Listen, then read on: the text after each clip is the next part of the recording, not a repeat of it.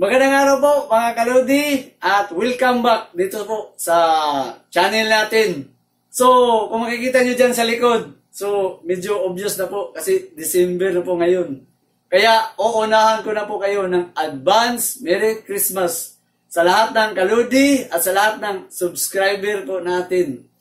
Kaya dahil po malapit na ang Pasko at marami pong gumagamit ng mga Christmas light, kaya magbibigay po tayo ng mga tips para maiwasan pong masunog o may safety precaution po ang paggagamit po sa Christmas light natin. Kaya ang pag-uusapan po natin ngayon ay kung paano mag-install sa maraming Christmas light. So ito na po ang Christmas light natin. So madalas pong ginagamit ang ito, Mabuhay Star. So makikita mo, tapos may warning pong nakalagay. So may sinabi dito na do not connect more than 3 sets or 300 bulbs together. So titingnan na lang natin ditong nameplate o yung detail na nakalagay. So merong nakalagay po dyan, makikita ba na 230 volts, 60 Hz, at saka 30 watts po ang isang rated set na ganito, na 100 po ang bulb po dito na set. Tapos, bawat bulb po ay mayroon po siyang 2.5. So, kung masisira ang bulb mo, dapat yun ang susundin mo na rated dito, 2.5. So, bibilin mo. Tapos, ang bawat lamp na wattage ay mayroong 4.25 watts. So, bawat isa. So, 100 naman po itong mga bulb dito. Pero may nilagay sila. Bakit 30 ang nilagay nila na watts? Na total set itong Christmas light. Pero wala po silang nilagay kung ilang ampere po ba ang total dito. So, ang gagawin natin, kukunan natin ng load kasi may data naman na makikita dito. Tapos po, may nakalagay po dito na for indoor use only. So, ibig sabihin po na hindi mo pwede bastang gamitin ito sa labas. Lalo na pag nababasa sa ulan. Kasi madali po siyang masira. At saka hindi rin maganda pag nasisikatan ng araw. Kasi po madali po siyang mabasag itong bulb kapag palagi pong nalalagay po sa mainit na lugar o yung masisikatan ng araw. Kaya kung gusto mong gumamit yung panglabas sa bahay na Christmas light, dapat yung outdoor. Pero itong nakalagay sa atin ngayon dito, for indoor use only. So, isusulat na lang natin dito. So, ibig sabihin doon, ang bulb daw, meron daw, so ito, power. Ang power, meron, bawat isang bulb, merong 0.25 watts. Pero dahil 100 po ang laman nitong nakasit na Christmas light, so, i-times na lang natin sa 100. So, ang result po dito, meron po siyang 42.5 watts. So, ayan, makikita. Pero bakit po 30 ang nilalagay? Uy, natanggal. Bakit 30 lang ang nilalagay nila dito? Kasi may blinker po ito sa loob. So, possible, hindi stable ang pag-iilaw. So, yung target nila is 30. Pero yung max na iilaw po dyan, makikita mo, 42. Kapag hindi po nagbiblink itong ganito na klase na Christmas light. So, 42. Ngayon, kukunan natin kung ilang amperahe po ito. So, yung balik natin na formula, nung dati natin na formula, meron tayong formula na P. So, ganyan natin para malalo natin. Tapos, yung volts at saka I. So, yan.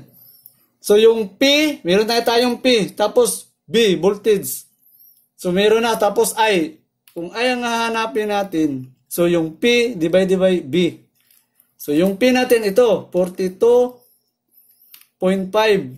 Tapos, i-divide natin sa voltage na ideal, 230. So, magiging amperahe natin, 0.18 ampere. So, yan po ang total load sa isang set na Christmas light natin. So, makikita mo, 0.1 kung i-run off mo ito. So, 0.2 lang ito. So, may sinabi po siya dito. Not more than 3 sets or 300 bulb. So, ito, 100. So, ibig sabihin, 3 lang ang pwede mong i-connect. Ngayon, ano bang klaseng pagkukunik po ang ipapakita natin. So, dalawa po ang connection na pwedeng gagawin dito. Yung vertical at saka horizontal. So, paano ba natin yun gagawin? So, sa una tayong pagtatapping dito. So, meron po akong available dito na 4. So, ito isa, 2, ito 3, at saka 4. So, ano ba ang unang tapping na ibig sabihin dong 3 lang na set ang pwede mong magamit? So, ito po, itong design na mga ganito na design, ito yung saksakan sa isang Christmas light.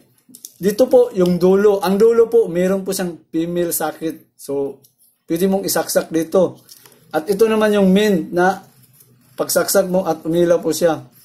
So, kadalasan pong ginagamit. So, kukuha po tayo ng extension outlet. So, ito. So, ano ba yung unang gagawin natin na sinasabi nila na 3 sets lang ang pwede mong gawin. So, 3 sets. So, umpisahan natin dito sa blue. So, yung blue. So, titingnan natin ngayon kung safe ba ang ganong paraan. Kasi nalaman natin na 0.2 lang yung ampere ng bawat isa. Tapos, may nakalagay po. Ipakita muna natin ito. May rated pong nakalagay dito sa plug. So, manipis lang ang plug. Mayroon po siyang, yan, makikita ba? 3 ampere.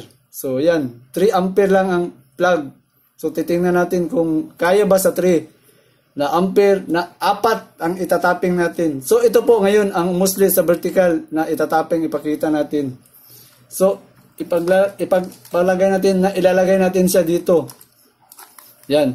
Tapos, itong pangalawa natin na Christmas light, mostly po, dito yan sinasaksak. So, yan. Dito natin isaksak. Yan. So, 2 na. So, yung 3, ito, dagdag natin. So, titingnan natin kung okay bang nakaganito yung tapping. So, ito yung pangatlo. So, yung pangatlo. Tapos, yung pang-4 natin ito. So, 4 na Christmas light po ang ginagamit natin ngayon. So, 4. So, 1, 2, 3, 4. So, ngayon, ang tanong, safety bang nakaganito ang tapping?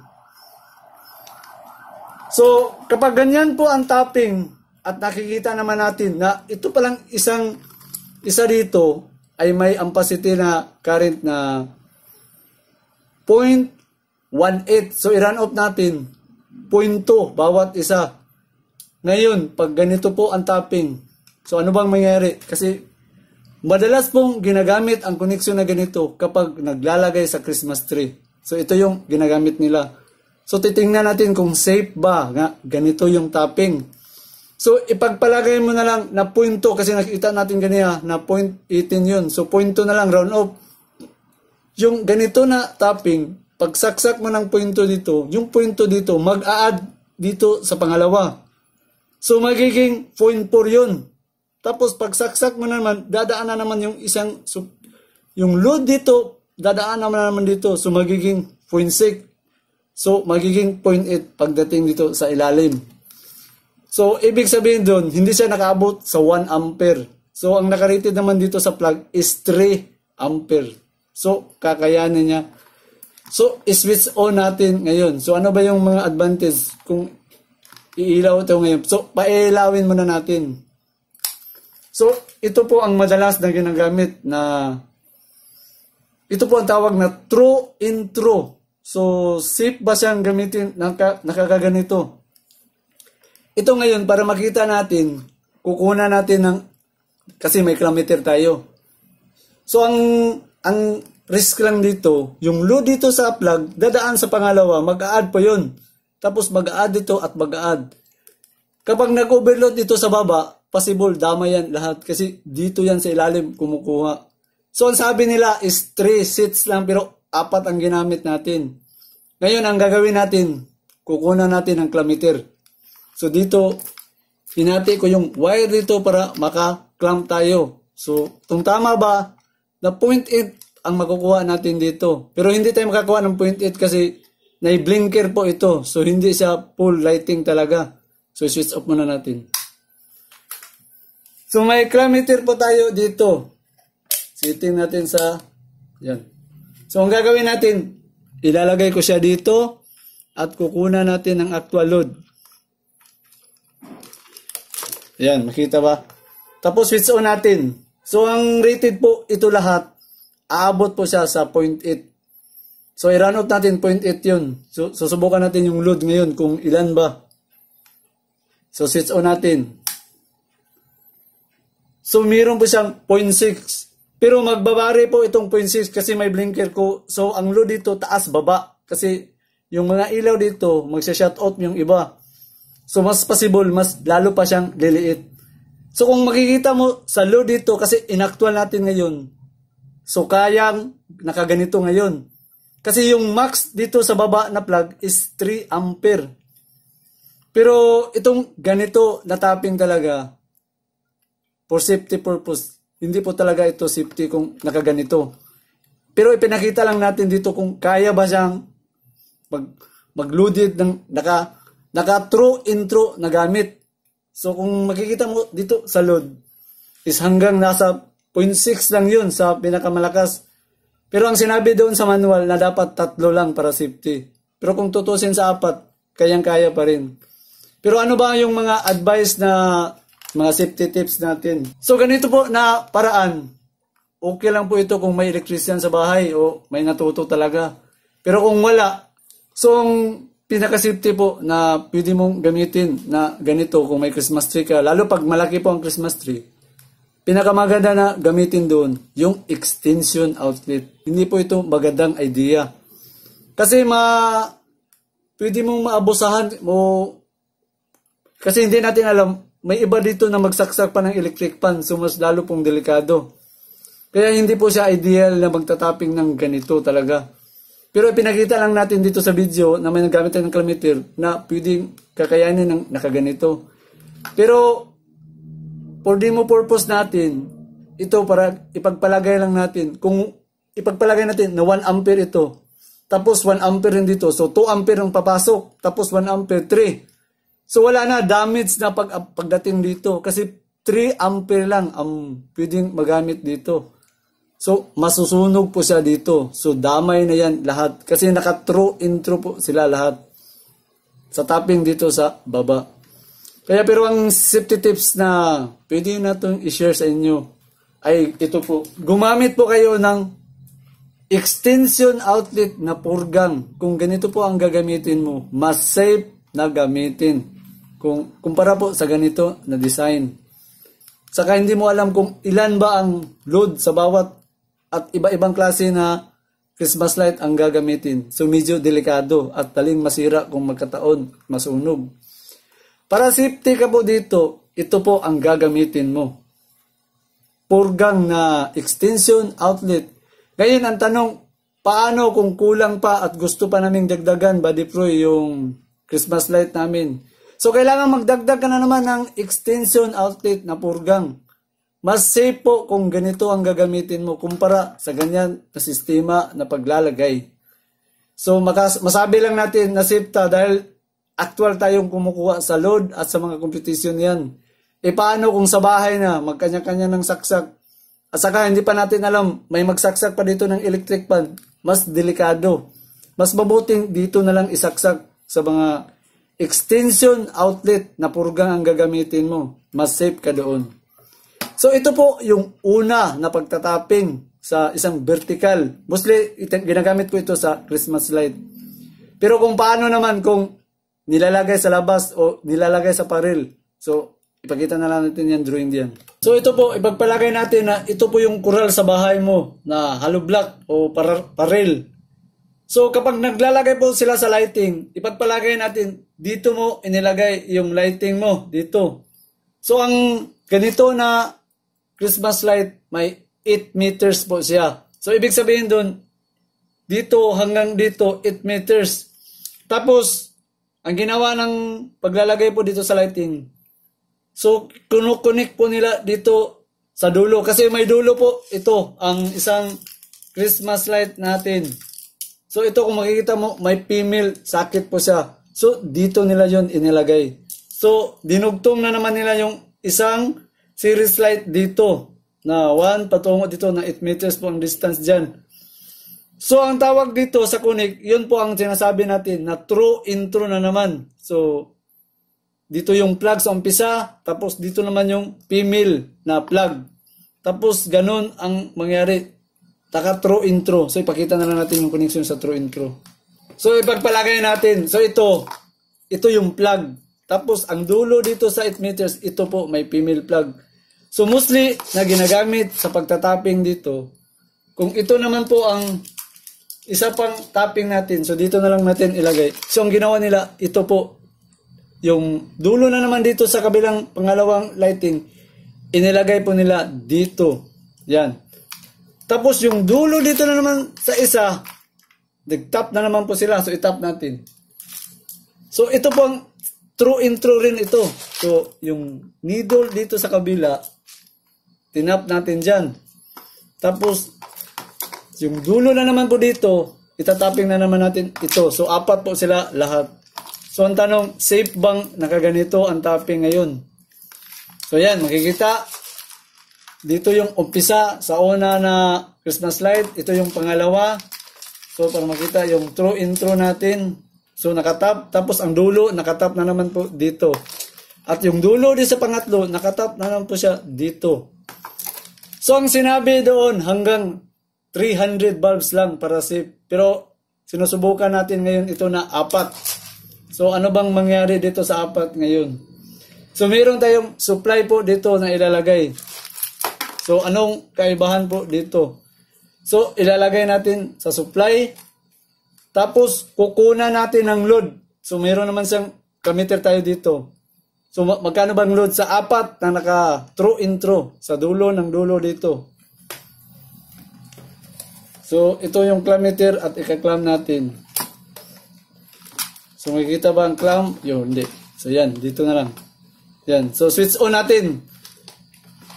So, ang total load, magkapareho po sa una. So, susubukan natin kung magkano bang load. So, switch on natin.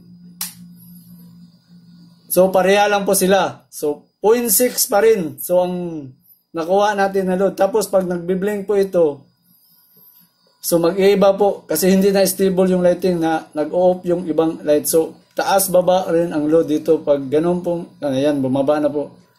So, pareho lang. So, ano yung kaibahan doon sa una at sa ganito? So, i-switch off na natin. So, ayan, makikita.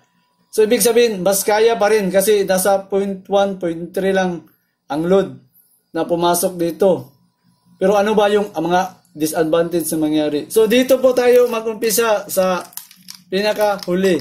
O, dito na lang sa dulo, sa supply. So, ano po bang mangyari pag true intro na ganito, na bawat dulo, i-connect natin? Ito po ang pinaka-mahirap na ganito. Pag ganito po ang tapping mo, mas lalong lalala ang trouble dito. Kasi, bawat load, sabihin natin, ito, nag-compute tayo sa isang ganito na Christmas light, may pointo. Yung pointo dito, dadaan po yun dito lahat. Pati bulb, dadaan pa sa bulb ang pointo mo. So, pagdating dito, magiging 0.4. Lahat ng bulb dito matatamaan sa load. So, mas mabuti pang nakatap nung pinakita natin na nakatap sila lahat sa mil plug kumpara sa ganito na true intro na bawat bulb dumadaan ang load. Kaya ibig sabihin doon, kapag ganito po ang tapping mo, madali pong masira pag ganito na tapping. Kahit sinasabihan tayo na dapat 3 sets lang ang pwede mong ilagay. So ngayon, ano ba ang maganda na gamitin para hindi siya masunog? Ito, may ipapakita akong video dyan. Paano po kung ganyan kadami na mga Christmas light ang ilalagay? Tapos, intro mo ng ganito. Wala po, masusunog kaagad ang ganito na true intro. So, ano ba yung mga safety tips na pwede natin gawin para hindi po siya masunog ng ganito? So, idodrawing natin dito sa baba para makita. So, kung makikita mo po nyo dyan sa light na marami pong series na nakatapping. So, ang pagtatapping po dyan, hindi po nakaplug na yan kasi marami. So, masusunog po. So, ano yung safety na itatapping? Katulad dito na ginagamit natin. So, kung makikita nyo dyan sa picture dyan, nakaganon yung mga lighting. Makikita mo, napakarami. Nakaganon ang mga series. So, ang pagtatapping po talaga doon, meron ka talagang distribution wire po dito na para isupply mo sa mga series dyan. Hindi na po pwedeng naka-direct o through intro kasi masusunog po ang mga bulb dyan. So, ang ginawa sa tapping talaga dyan, meron po talagang distribution wire na tatakbo. Tapos dito yun nakatap ang mga series light. Yan, ang mga series Christmas light natin. Tapos dito sa dulo, yan, nakatappingan dyan lahat. Hindi na po plug ang itatapping nila dito. Nakadirect po ito sa circuit breaker. So ngayon, ipapakita na lang natin kung paano yun gagawin na itatapping na lang sa wire na hindi na dumaan doon sa mga throw intro. Kasi kung i-throw intro mo na ganyan kadami, nako, sunog lahat ang mga bulb mo. Hindi yan ilaw kasi mag-add po lahat ang load dito sa bawat Christmas light. Kaya dapat mayroon kang distribution wire na kukunan ng supply doon sa mga series bulb na nakatap dan. So ngayon, paano ba natin yun gawin? So ito. So mostly po sa mga bahay, kung ganito po ang yung kural nila, at naglalagay sila ng Christmas lighting. At saka vertical yung type kasi gusto nila yung mailaw talaga yung sa labas sa bahay. Yung iba, ganito paglalagay sa Christmas light, nakaganyan. Nakaganyan ang Christmas light. So, ang safety po na para hindi ka mag-intro, talagang meron kang distribution wire na gagawin mo dyan. At dyan mo itatapping ang mga series light mo. Yan po ang gagawin natin. So, dagdag natin ito. So, ito po flat cord. Number 18 po ang flat cord na ito, AWG. Tapos, may ampacity po siya na 10 ampere lang. So, ipagpalagay natin, ito ang ginamit mo sa pagtatapping ngayon dyan sa Christmas light natin. Ilan ba ang pwedeng itap dito? Ipagpalagay lang natin na may picture dyan makikita na maraming ilaw. Ilan ba ang pwedeng ilagay dito sa number 18 AWG? So, mayroon po siyang 10 ampere. So, ito, idagdag na lang natin para makita sa mga loading natin yung anong kakayahan. So, ilang pieces ang pwedeng ilagay. So, i-compute natin.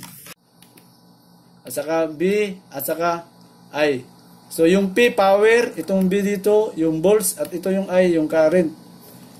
So, ang hahanapin natin yung max power dito sa wire kung ilan kaya niyang watts. So, P is equals, meron po tayong voltage na ideal. So, 230. So, medyo angat natin sa taas. So, P is equals to B times I. So, ang voltage na ideal na ginagamit natin ay 230 times yung I natin na current dahil ang ampacity po sa number 18 AWG ay 10 ampere. So 10 po ito. So meron tayong makukuha na 2,300 watts. So ito yung max na watts na kaya niyang dalhin. Pero dahil para safety po tayo, dapat ita-times po natin ito sa 80%. So, 80% po dito, ilan bang matira dito? Sa 80% natin, 1,840 watts. So, ang ibig sabihin po dito ngayon, yun po ang maximum na pwede mong gamitin. So, ginamit ang 80% para may allowance po tayong 20%. So, hindi ka basta masusunog ang wire.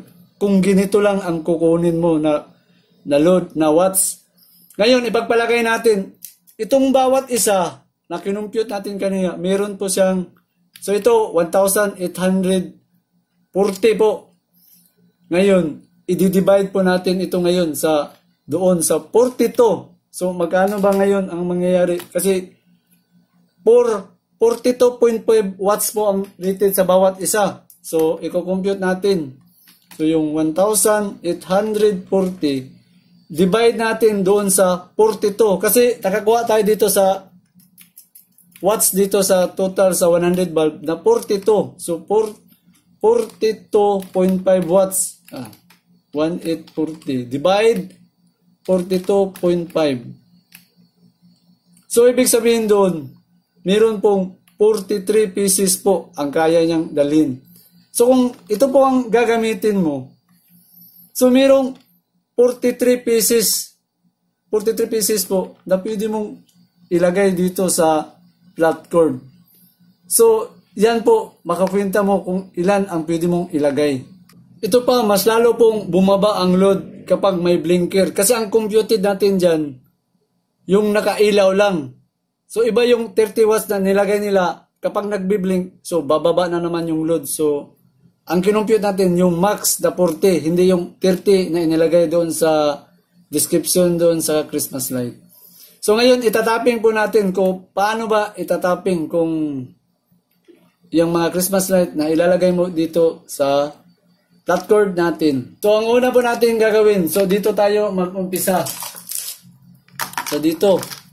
So, kapag nagtatapping po kayo ng flat cord, talagang puputulin mo talaga ito. Tapos, dito mo ilagay. So, paano ba yung pagtapping? Itatapping po natin. So, puputulin mo talaga. So, putulin natin kasi gagamitin natin. So, putulin natin. Yan. Tapos, yung wire dito, yung wire sa paglalagay, so, kakatinin mo nakaganyan. Tapos, i-cutter mo. So, dito ka magka-cutter. Yan. Tapos, dito mo yun itatapping ang wire. So, yung wire, dito yan nakatap at dito. So, paglalagay po sa ganito, huwag nyo pong nakalibre lang nakaganyan. Dapat po, dito yung isang wire, nandito yung isa. Para just in case po matanggal yung electrical tape at magkadikit pa ang wire, hindi basta magka-short circuit. So, mas mabuting, hindi po sila naka-align. So, dito yung isang tapping at saka yung isang tapping, nandito po. So, para safety po ang wiring. Kapag natanggal o magkadikit po ng kaganyan. So, i-tapping po natin. So, ito po, nakatapping na yung series 1 dito, yung series 2, tapos series 3, at saka series 4. So, susubukan na natin ipailaw po itong nakalagay sa flat cord. So, yan na po, natapping na natin. Nagamit yung distribution na wire. Yan po ang pinaka-safe na gawin kung mag-horizontal o vertical kaya. Tapos, gumamit na po rin tayo ng circuit breaker. Kapag marami po, circuit breaker na po ang gagamitin. Tapos, ang circuit breaker, nakabase po. So, yung ginamit natin na 10 ampere lang na ampacity, dapat 10 ampere din ang gagamitin mo na breaker. Para just in case po, na umixid yung load dito sa 10 ampere, trip agad ang circuit breaker mo dito. Kaya, hindi yun basta masusunog ang wire. So, testing po tayo sa naka-branches sa naka-distribution na wire ngayon sa Christmas lighting natin. So, yan, kung makikita mo, yan po, safety pag ganyan ang tapping. Kasi naka-individual po sila lahat. Hindi katulad yung true in true. Saka, idagdag na rin natin. So, hindi po maganda ang ganito na tapping. Lagi niyong tandaan. Ito po yung true in true na tapping sa outlet. Hindi po ito safe na ganito na tapping. Dapat po, ganito, individual na tapping. Ang gamitin mo, extension outlet na purgang. Ito, individual. Hindi yung true in true na tapping. So, mga Lodi, hanggang sa muli na naman po. So, it's ending time na naman. Pero bago po tayo mag-shoutout, gusto ko muna pong magpapasalamat ng taos puso sa mga kaludi at sa lahat ng subscriber natin. Kasi umabot na pala ang channel natin sa 100k. Kaya meron na po tayong silver button. Kaya hindi po ako makapaniwala kasi small YouTuber lang po tayo. Kaya sa lahat ng kaludi, sa lahat ng mga kasubscriber, maraming salamat po. Kaya umpisahan pa natin mag-shoutout. Si Sir Rosalio Amparo. Paki-shoutout muna lang ako kay Edina Amparo dito sa Caloocan City, Manila. Sir, magandang araw po dyan sa inyo sa Caloocan City, Manila. Ito pa, shoutout natin, John Lev. Sir, magandang araw po dyan sa inyo, si Sir John Lev.